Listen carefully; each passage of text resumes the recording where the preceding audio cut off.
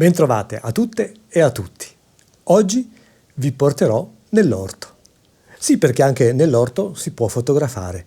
Anche un orto ha diritto ad essere fotografato, ha la dignità di essere fotografato. Sono Roberto Carlone e mi piace parlare di fotografie.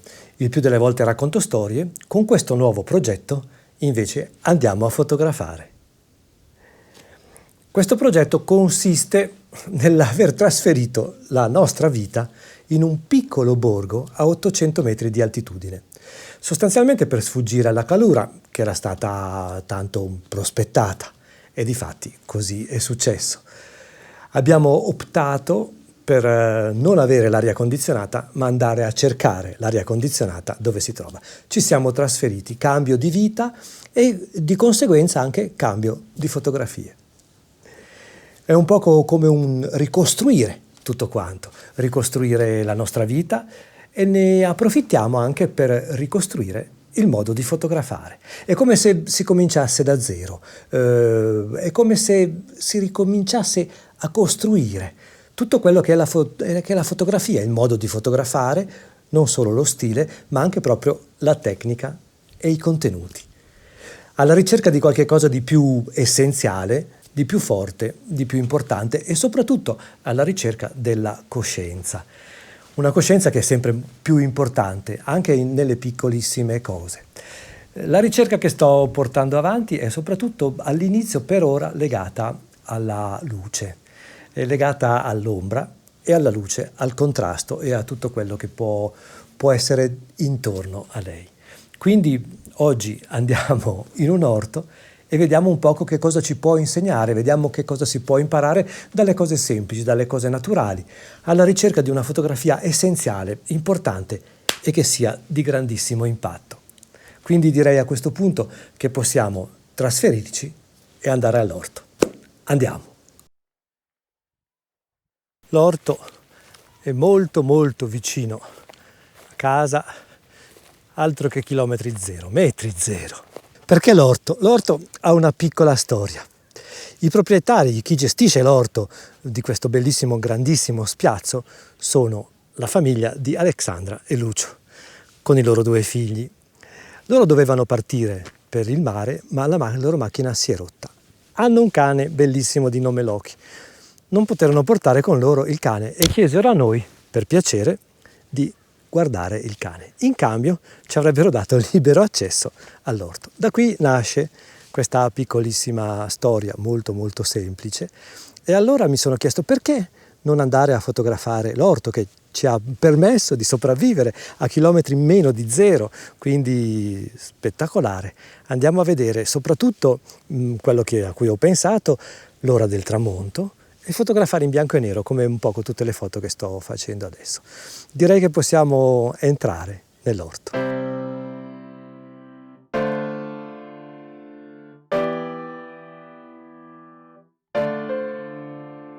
Ci sono 2 particolari prima di entrare nell'orto che colpiscono la mia attenzione. Uno sono questi girasoli qui alle mie spalle, li vedete un poco lontani, e il movimento che fanno le foglie delle zucche verso i girasoli. Questo è molto interessante. Scatterò una foto.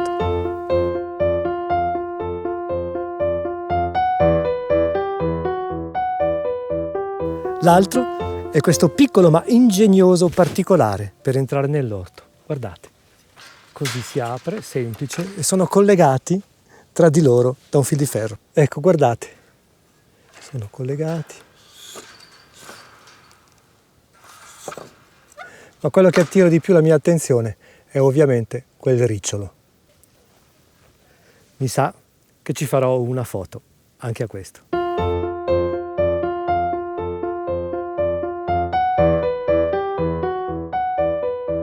Eccoci entrati. In questi giorni è un tripudio. Abbiamo proprio l'orto che sta regalando il massimo. Un orto in montagna, si sa, a tempi differenti da quelli della pianura.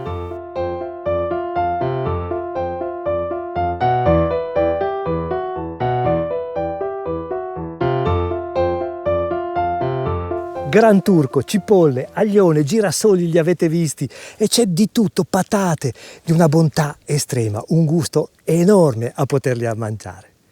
Mi sono portato, visto che l'ora si avvicina del tramonto, mi sono portato la mia macchina fotografica, ovviamente è la X Pro 2, un 18 e un 35, pronti per partire. Direi che possiamo fare un piccolo giro di ispezione, dopodiché inizieremo a scattare e ve le farò vedere.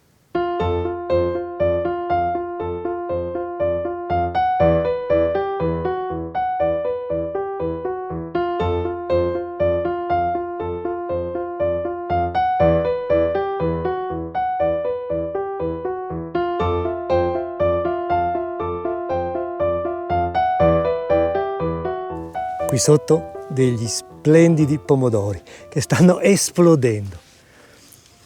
Ho scoperto e ho capito che mi devo avvicinare, perché soltanto dal mirino capisco che stando lontani non verrà fuori niente di interessante. Allora, non pensando alla macrofotografia o altre cose, semplicemente cercando di capire che cosa ci fa, che sensazioni ci può dare un pomodoro, che è la cosa più semplice del mondo. Però l'importante è riuscire a fargli fare quel piccolo scatto.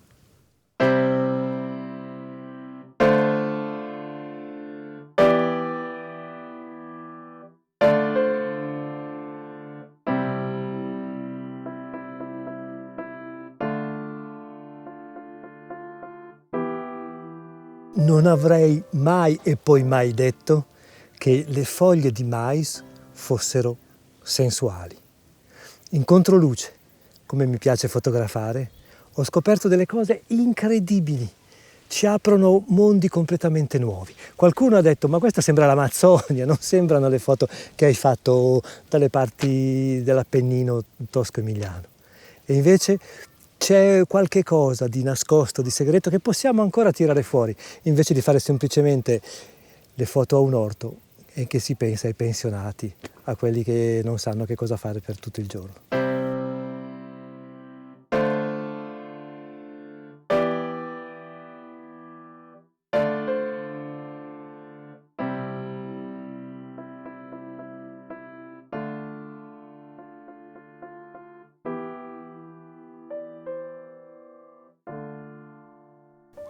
Anche io stesso sono rimasto sorpreso da tutte queste piccolissime cose che mi si sono presentate, una dopo l'altra, semplicemente aprendo gli occhi e giocando con la luce. È proprio vero che un posto lo devi conoscere, devi esserne toccato, innamorato, forse anche devi odiarlo, ma deve toccarti in maniera profonda perché tu lo possa fotografare. Sono sempre più convinto di questo è quello che sto scoprendo poco per volta. Quindi più che discussioni tecniche o altro, dirvi che ho allargato diaframmi, chiuso, ho cambiato le luci, è stata una cosa molto semplice e direi quasi istintiva, però, uso una parola grossa, però viscerale, posso dire. E questo mi ha dato veramente una grandissima soddisfazione e mi ha permesso di scoprire cose nuove.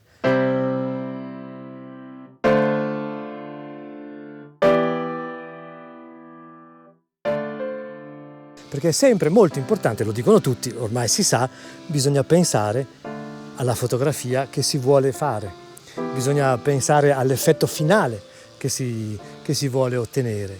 Quindi è tutto un lavoro di costruzione, di tranquillità, di rilassatezza e non è sempre soltanto immediatezza e cogliere al volo un aereo che passa, una bomba che scoppia oppure una rivoluzione che succede. La rivoluzione tantissime volte parte proprio dal nostro modo di vivere, dal nostro modo di cambiare, dal nostro modo di cercare i cambiamenti. Perché la fotografia è anche cambiamento, non è soltanto prendere qualcosa che sta lì di fronte a noi, ma è cercare qualche cosa di nuovo, cercare una luce diversa al nostro intorno. Fatemi sapere nei commenti se avete gradito questo video, se volete vedere altre cose, se preferite che vada da altre parti. Continuerò comunque la mia esplorazione di questo meraviglioso piccolo borgo nel quale ci siamo trasferiti e passeremo tutto l'inverno. Se volete sostenere il progetto, e non solo il progetto, ma anche il nostro riscaldamento, potete acquistare alcune fotografie. Andate su bit.ly/sostieniroberto, verrete reindirizzati alla pagina di TP, che è la piattaforma che sostiene tutte le mie attività, e lì comprare delle fotografie o sostenermi in altri piccoli e semplici modi. Tra poco vi saluto ufficialmente. Ciao a tutti. Torno a casa ora e vi lascio in compagnia delle mie foto e di questo splendido, meraviglioso paesaggio.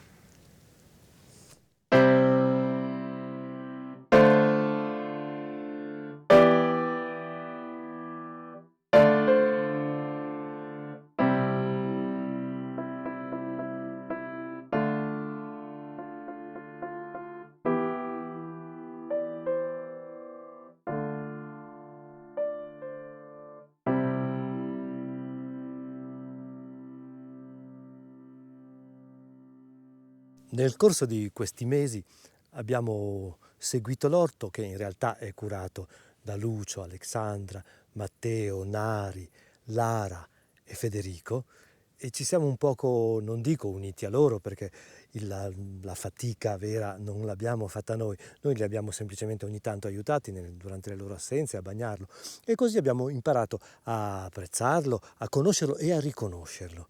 Soltanto quando si riconoscono per bene le cose si riesce poi dopo a fotografarle. Questa è la mia opinione, ed è quello a cui invito anche voi: conoscete le cose prima di scattare, non scattate a casaccio. Ecco, questo è un poco il messaggio che ci ha trasmesso l'orto.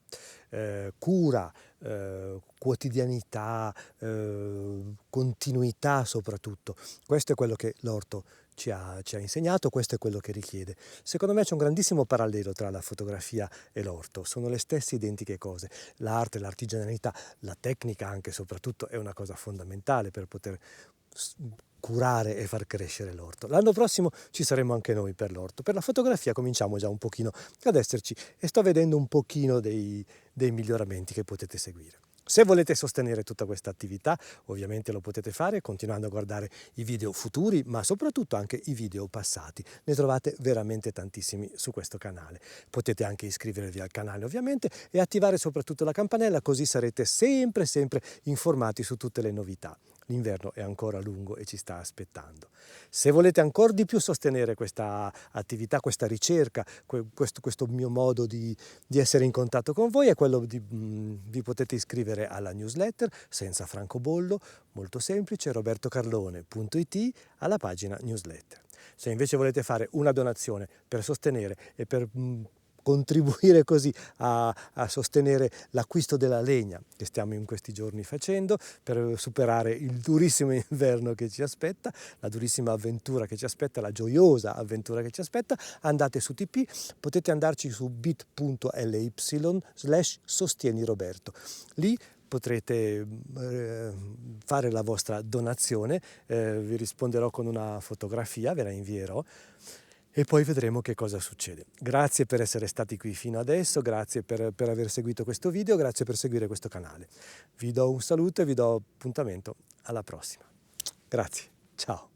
Per creare un'emozione ci sono dei passi molto precisi da fare, questa è la tecnica, ma non è una formula matematica, l'abbiamo sentito dire molte volte. Quindi invito tutti quanti a provare, a sperimentare e provare a spingersi un poco più in là.